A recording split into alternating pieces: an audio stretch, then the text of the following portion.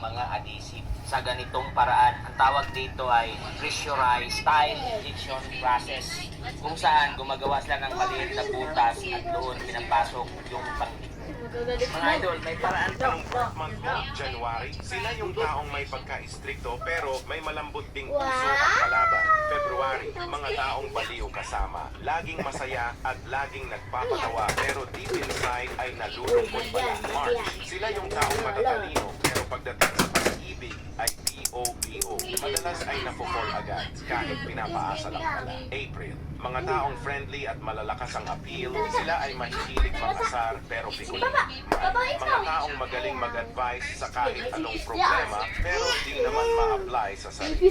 June, may pagkamayabang at minsan ay maarte pero madaling lapitan at mapagkakatiwalaan. July, sila yung mga totoong kaibigan. Mahilig mag-travel o gumala kahit wala ng pera basta kasama ang mga kaibigan. August, bastos magsalita pero birhen, malakas ang tama pero hindi wasak. Kadalasan sa kanila ay swerte sa pag-ibig. September, mga taong tahimik lang sa umpisa pero pag nakilala mo na, kalog pala at masayang kasama. October, mga taong mabilis maghinala, magselos at mataas ang pride. Baba! Sa relasyon, madalas ay laging naiinip. Baba! November, mga taong good looking at may good personality. May diskarte sa buhay,